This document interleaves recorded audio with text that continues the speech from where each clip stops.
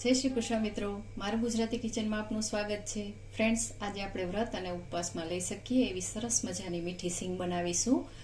હા ફ્રેન્ડ્સ, આ મીઠી સિંગ છે એ વ્રત ઉપવાસમાં ખૂબ જ સરસ ટેસ્ટી લાગે છે અને માર્કેટમાં પણ મળે છે મીઠી સિંગ, પરંતુ આવી રીતે નથી મળતી અને એમાં ઘણું બધું ખાંડનું પ્રમાણ વધારે હોય છે. ઘણી વખત કોર્ન સિરપનો પણ ઉપયોગ કરતા હોય છે.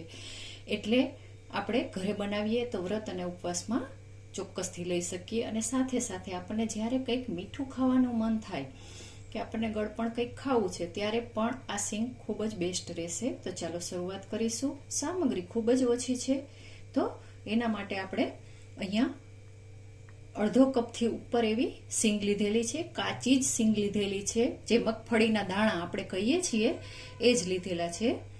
અને અડધો કપ જેટલી આપણે ખાંડ લીધેલી છે. તમે થોડું એવું પ્રમાણ ઓછું પણ રાખી શકો છો અને ખાંડનું પ્રમાણ થોડું વધારી પણ શકો છો.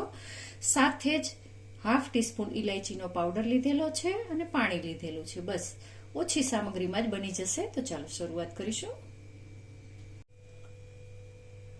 તો ગેસ ઓન કરીશું.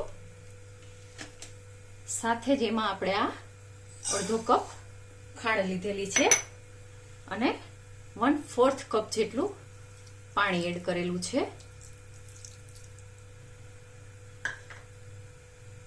અને આને આપણે મીડિયમ તાપે હલાવતું રહેવાનું છે. ખાસ તો આમાં ચાસણીનું ધ્યાન રાખવાનું છે. બનાવવી એકદમ સહેલી છે, પરંતુ સ્વાદમાં ખૂબ જ એવી ટેસ્ટી છે. અને બાળાઓના વ્રત પણ ચાલુ થવાના છે, તો આરામથી ભૂખ લાગે ત્યારે ખાઈ શકીએ એવી સરસ રેસીપી છે. તો ચાલો આને આપણે થોડું ખાંડને ઓગળવા માટે મૂકીશું. જુઓ ફ્રેન્ડ્સ, હવે થોડી થોડી ખાંડ ઓગળવા માંડી છે. આપણે એકદમ સરસ ઘટ્ટ એવી ચાસણી લેવાની છે. ખાસ ચાસણીનું જ જોવાનું છે. બનાવવી એકદમ આસાન છે, સહેલી છે, એટલે 5 મિનિટમાં જ બની જાય એવી સરસ હોય છે. તો બસ આને આપણે મીડિયમ તાપે આવી જ રીતે હલાવતા રહીશું. જુઓ, સરસ એવી ઘટ થતી જાય છે અને અત્યારે આપણે જોઈ શકીએ છીએ કે આ ચાસણી છે એ મોહનથાળ બનાવવામાં ઉપયોગમાં આવે એવી આપણે લીધેલી છે. જુઓ, ખાસ ધ્યાન રાખવાનું છે, હાથ દાજી ના જાય.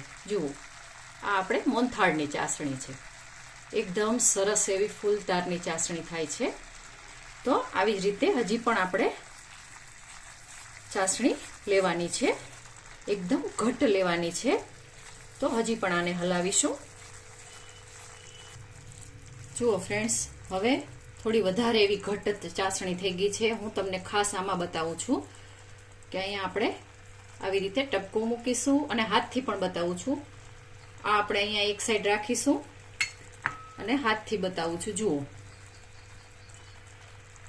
એકદમ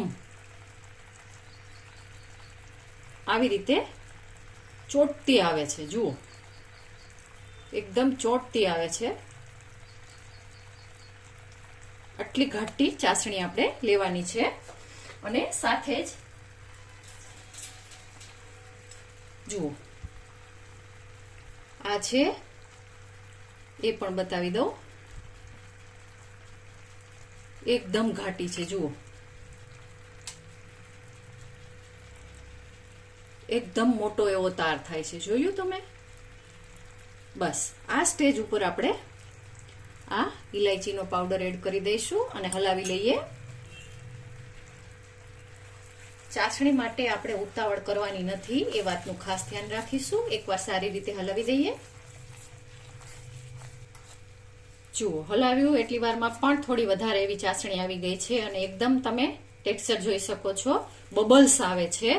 તો હવે અત્યારે આપણે આ સિંગ છે એને બસ આવી રીતે એડ કરી દેવાની છે અને મીડિયમ તાપે જ સતત હલાવતા રહીશું. સિંગ સાથે જ શેકાઈ જશે અને ખાંડ છે એ આની ઉપર સરસ એવું ખાંડનું કોટિંગ થઈ જશે. બસ જો આવી જ રીતે હલાવતા રહેવાનું છે. જેને આપણે કહીએ ને કે પતાસા પડતી ચાસણી આપણે લેવાની છે. બસ એથી એક સ્ટેપ નીચેની ચાસણી લઈશું, જેથી કરીને સિંગ પણ સારી રીતે શેકાઈ જાય અને ચાસણી એની ઉપર કોટ થઈ જાય.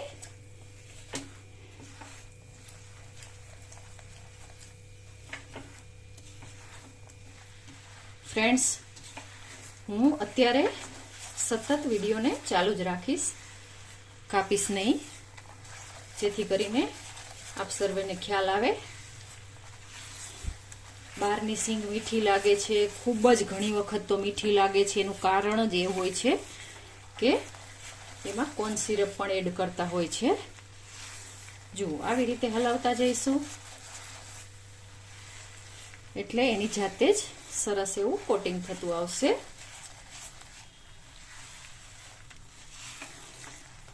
અત્યારે આપણે ઇલાયચીનો પાવડર એડ કર્યો છે. તમને એમાં સાથે થોડો મરી પાવડર ગમતો હોય તો તમે એ પણ એડ કરી શકો છો.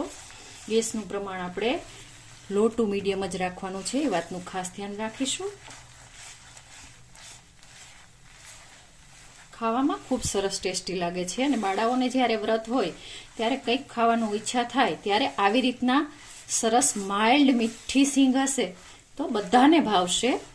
જુઓ, વાતોમાં જ થઈ ગયું છે. વિડીયોને ક્યાંય કટ નથી કરેલો, જોઈ શકો છો.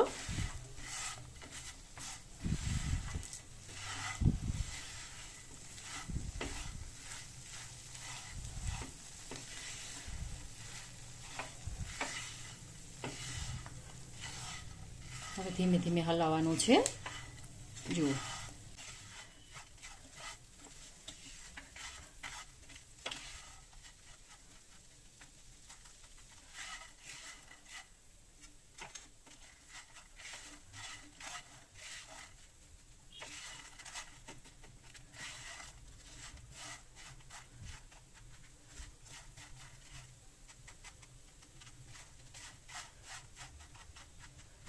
જુઓ, જરૂર પૂરતી સરસ એવી ખાંડ ચડી ગઈ છે. તો આમ જ આપણે એને હલાવતા રહીશું. અને હવે હું ગેસને બંધ કરું છું અને 30 સેકન્ડ આમ જ હલાવીશું બંધ ગેસ ઉપર, આ પેનમાં જ. તો હું હવે ગેસને ઓફ કરું છું.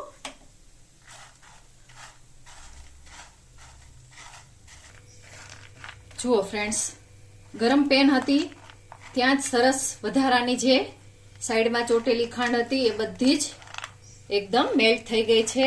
ગેસને આપણે બંધ જ રાખેલો હતો. હવે આને આપણે ઠંડુ કરી દઈશું અને સર્વ કરીશું. તો આપ જોઈ શકો છો કે જેટલી ખાંડ હતી એ સાઈડમાં પહેલા ચોટી ગઈ હતી, પરંતુ ગરમ પેનને લીધે સાથે જ સરસ ઉખડી ગઈ છે અને સિંગ ઉપર સરસ એવી કોટ થઈ ગઈ છે. તો હવે આને આપણે ચાલો ઠંડી કરી અને એકદમ ઠંડી કરી અને સર્વ કરીશું. સિંગ અંદરથી પણ સરસ એવી શેકાઈ ગઈ છે એટલે ચિંતા કરવાની કોઈ જરૂર નથી. તો ચાલો હવે આને સર્વ કરીશું.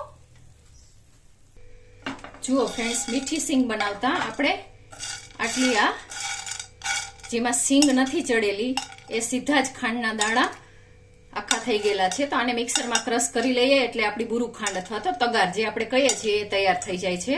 એને તમે કોઈ પણ રેસીપીમાં અથવા તો મીઠાઈમાં ફરીથી ઉપયોગમાં લઈ શકો છો, કે જ્યાં તમારે બુરુ ખાંડ વાપરવી હોય ત્યાં લઈ શકો છો. અને જુઓ, અહીંયા આપણી સિંગનું રિઝલ્ટ બતાવું. આપણે નાના હતા ત્યારે વ્રત હોય ત્યારે દાદી નાની છે તો ખૂબ સરસ રીતે આપણને આવું બનાવીને દેતા કે જેથી કરીને બાળાઓને ભૂખ ન લાગે. જુઓ, એક પણ દાણો ચોટેલો નથી અને દરેક દાણો છે એ તમે જોઈ શકો છો એકો એક દાણા સરસ એવા છૂટા થયેલા છે અને સરસ એવી આની ઉપર ખાંડ ચડી ગઈ છે. જુઓ, આપણે નેચરલ રીતે ચડાવેલી છે એટલે કલર થોડો એવો પીળાશ પડતો લાગે છે, પરંતુ કેમિકલ વગરની આપણી સરસ એવી મીઠી સિંગ તૈયાર થઈ ગઈ છે અને તમે ગમે ત્યારે ખાઈ શકો છો. જુઓ, તો તૈયાર છે આપણી આ સરસ એવી મીઠી સિંગ. ફ્રેન્ડ્સ, તમને મારી આ રેસીપી પસંદ પડી હોય તો મારી ચેનલને લાઈક, શેર અને સબસ્ક્રાઇબ ચોક્કસથી કરજો. આભાર મિત્રો. જય શ્રી કૃષ્ણ.